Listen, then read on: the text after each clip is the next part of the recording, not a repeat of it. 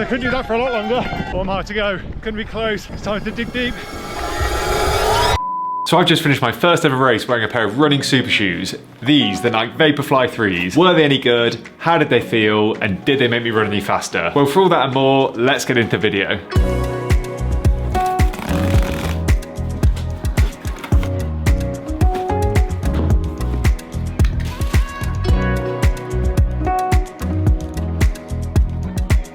Hello there, my name's Andrew for those of you new to the channel, and I'm a doctor based in the UK who posts videos on hybrid training, diet, nutrition, lifestyle, generally anything to do with a bit of exercise.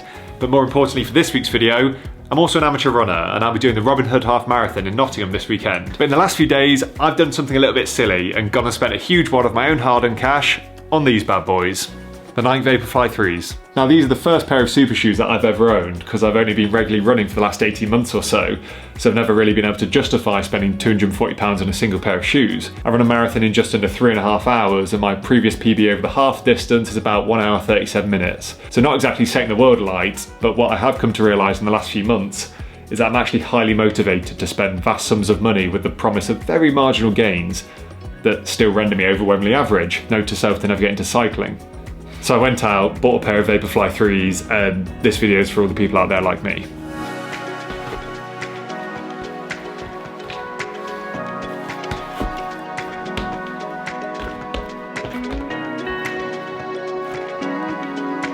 So it's Thursday today, I'm going to head out for one of my last training runs before this weekend. Only planning on running about 7.5k, and I'm going to try and get up to race pace for about 4 kilometers of that. Not exactly ideal weather conditions, it has been raining most of the afternoon, but I'm pretty sure that there is some rain forecast for this Sunday, so it should be a really good test for the shoes.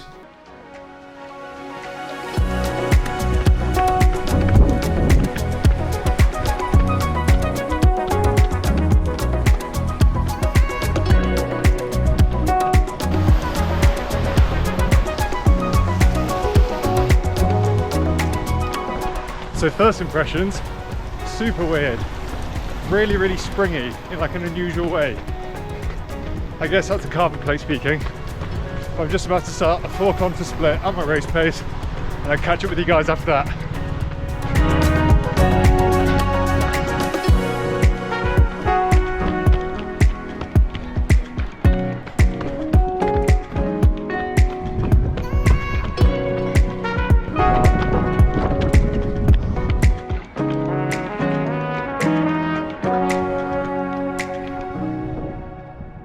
So all finished with my first run, and despite the weather, I was pretty impressed with my shoe. First of all, as someone that's never ran in a shoe with a carbon plate in before, they just felt super weird, like really springy, especially when I got up towards my race pace. It's hard to say whether or not this would translate to an easier effort or a faster speed, especially at the relatively slower paces that I'm running at compared to an elite athlete, but a really cool sensation and definitely more poppy with each stride at those faster paces. I was also pretty happy with the grip that this shoe gave, and there was no slipping or sliding as I was taking corners, which is especially impressive considering that the roads were absolutely soaked. I'm not gonna lie, it does hurt a little bit seeing this mud on my fresh Vaporflies, but I was sort of asking for trouble going out for a run with this colourway in that weather. They also just felt really light on my feet, and that's because they are really light, especially compared to my daily trainers that I'm normally running in. And over the distance I was running today, pretty negligible effects, but once I get up to those half marathon distances this weekend, that might start to pay dividends. I was a little bit concerned about the fit of the shoe and whether or not I get a good lockdown, considering how thin this upper is, like the fly knit mesh here.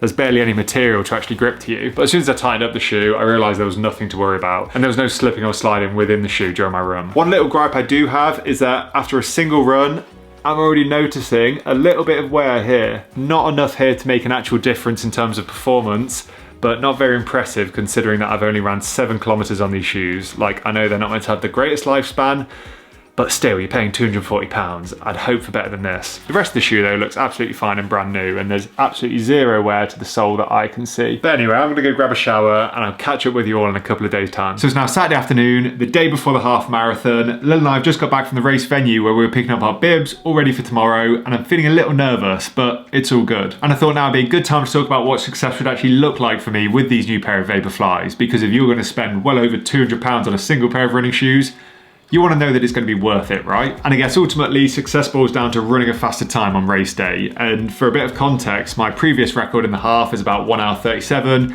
And more recently, over the full marathon distance, I ran a time of 3 hours and 27 minutes. So success tomorrow would firstly have to involve a PB of some sort, but I am also probably more trained than when I ran my last half, and taking the very expensive Vaporflies into account, realistically we're hoping for sub 90. That is the A goal. And from doing a bit of Googling online, the consensus seems to be that wearing a pair of super shoes like these can increase a runner's economy from anywhere between 2 and 4%.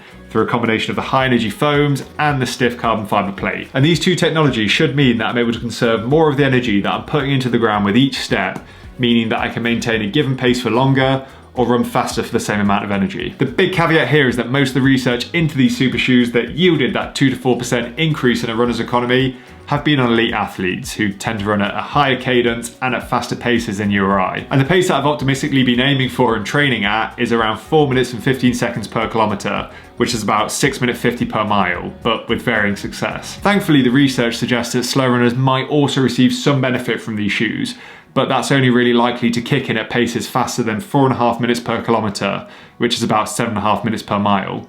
But I think the big takeaway here is that it's one of those laws of diminishing returns, where the further you are from those elite level paces, the less you're going to notice any difference. So I'm really interested to see if I notice any difference whatsoever with this half tomorrow.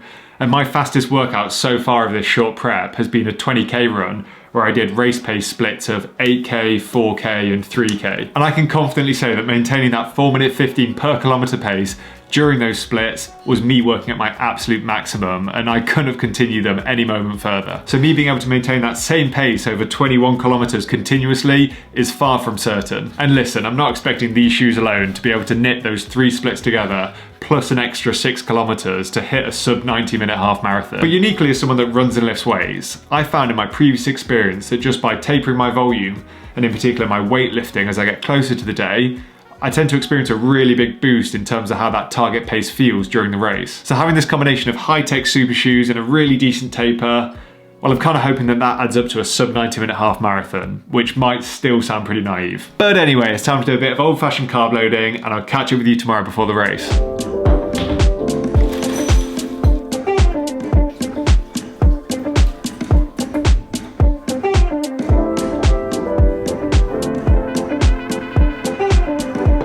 And it's race day, so it's 6:15 in the morning. I've got a good few hours until the race starts at 9:30 to digest a proper breakfast. So I've gone with some granola, some yogurt, some honey and some blueberries. And I've got a cup of tea brewing here. I will be back downstairs shortly to make a coffee, because the most important thing on race day is to get your bowels moving before you start. You don't want to be caught out by that one.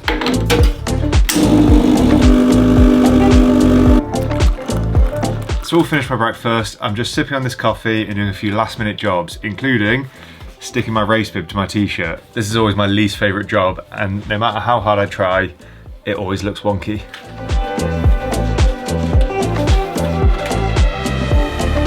Bill and I are now just walking to the tram. Hopefully it's going to drop us off right at the race start. It's about 7:30.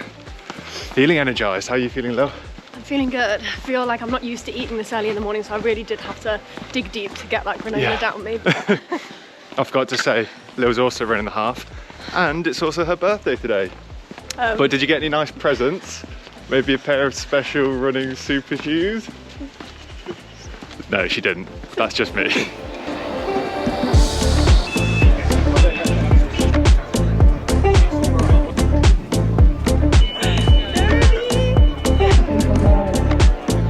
So we've just arrived, both feeling pretty nervous. Just being around loads of other people, you suddenly psych yourself out. Well, then I'm thoroughly enjoying the music. It really gets you into it, doesn't it?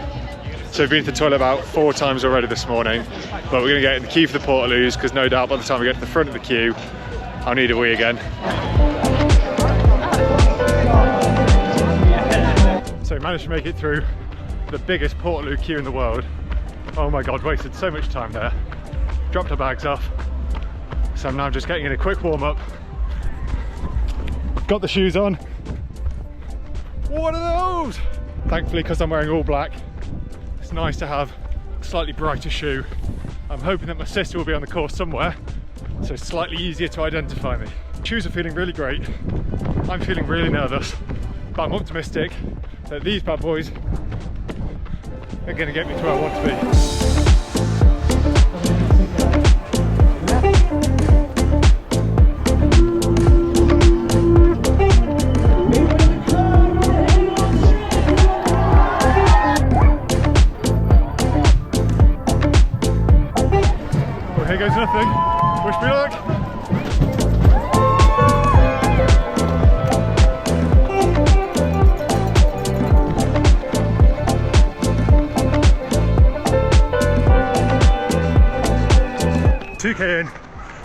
First big hill of the race. I think the first half's harder than the second half.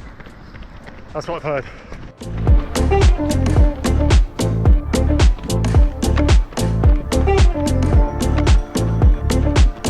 Top of the third hill, and hopefully a nice long descent.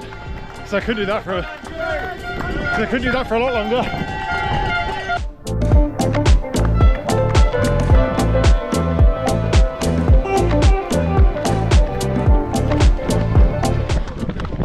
Almost halfway now. Body's feeling tired, but shoes are feeling bouncy. 5k to go, 3 miles, and I'm on pace. 1 mile to go. It's going to be close. It's time to dig deep. See what these shoes are made of.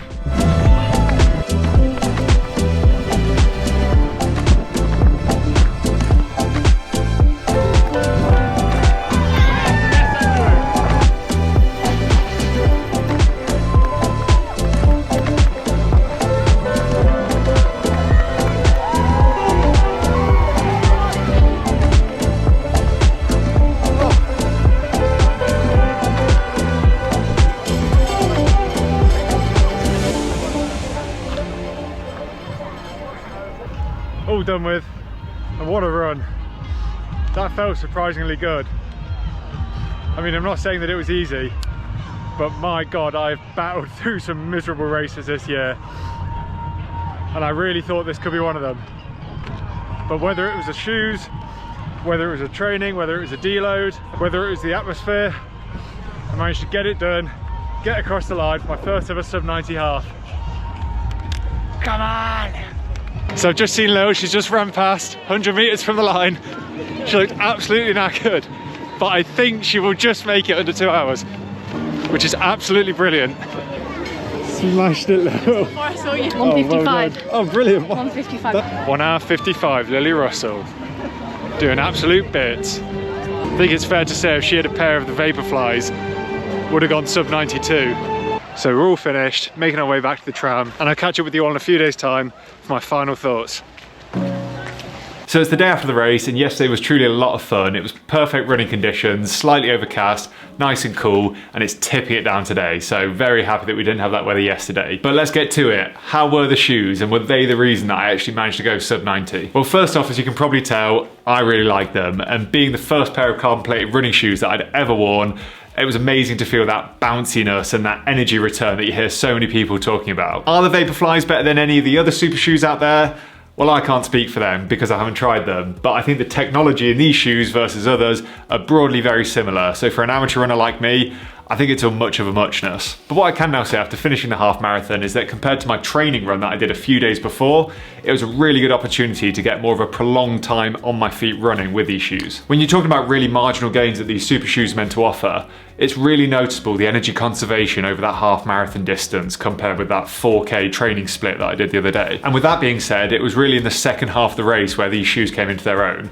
Compared with all the other races that I've done this year, I really noticed that I wasn't fatiguing as quickly and was better able to maintain that running form and cadence, which can often drop when you're tired. Part of that could just be that I paced myself better than the other races that I've done this year, but I think the shoes deserve some of the credit. And again, just to mention, that's mainly going to be down to the carbon plate that's in these shoes and that extra spongy running foam, especially in that midfoot area. Another thing to mention that these super shoes, and the Vaporflies in particular, tend to be a lot lighter than other racing shoes out there. Before I bought these shoes, for the rest of this year, I've been wearing something like this, the Brooks Hyperion Max for my other races. Now compared to my daily trainers, this is a racing shoe, and all that really means is that it's got a slightly stiffer foam, especially in the midsole, and it's a slightly lighter shoe. But when comparing the two of these, it's really night and day in terms of that bounciness and that energy conservation that I'm speaking about. I do have a few gripes with this shoe, but that's mainly down to the fit and the durability, so I can't necessarily generalize to all the other super shoes out there. But there is definitely a wider point to be made that I can probably generalize a little bit more to the other carbon plated shoes out there,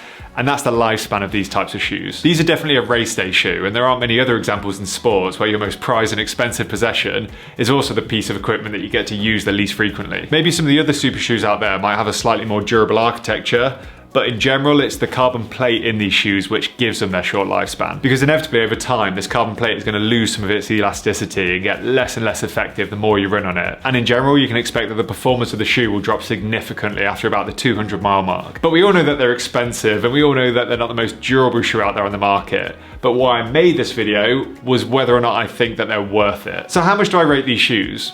Well, personally, I do actually feel that they made all the difference on race day, and the reason that I say that is because of how comfortably I sailed in under the 90-minute mark yesterday. When I compare yesterday's race to that hardest session that I did only a couple of weeks ago in training, it was surprisingly easy. Don't get me wrong, I had to work hard and it was a tough race, but my perceived rate of exertion was probably about an 8.5 on average.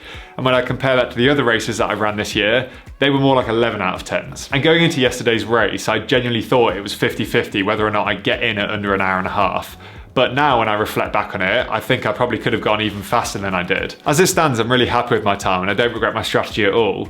And there's also a chance that I could have snuck in under that 90-minute mark if I was still wearing these Brooks Hyperion Maxes. It's hard to say. But I do think the Vaporflies were a big part of my success yesterday, or at least my enjoyment of it. I appreciate I'm a sample size of 1 and there are other factors that played into my success in the day, so it's not the most scientific analysis. But as a relative newbie, at least when it comes to running, I was pretty blown away with the performance of these shoes for the first time. But with all that being said, are they actually worth it? Well, I'm still not entirely convinced that they are for most people. If I didn't have a whole YouTube channel centered around the topic of fitness and running, then I almost certainly wouldn't have bought these shoes, at least not yet in my running journey. And if I was someone running at a pace significantly slower than what I did yesterday, I'd also question whether or not they'd have as great an effect on my performance as I felt they did. And not only are these £240 a pair, but you're also going to need to factor in the cost of the training shoes that you're going to have to buy to run in, because these are certainly a race day shoe, and unless you're made of money, you're not going to be training in them. For various reasons, I'm probably someone that sits in that grey zone, where buying a pair of super shoes might just about make sense. At least that's how I've justified it to Lil, but at the end of the day, these are still very much a luxury item, and certainly not an essential for every beginner or intermediate runner. But now I'm interested to hear what you guys think. Have you recently bought a pair of Vaporflies, or maybe a different brand of carbon plated running shoes? Let me know how you got on. And if you enjoyed this video, drop it a like and subscribe for more running, lifting and general fitness content. And I'll see you again next time.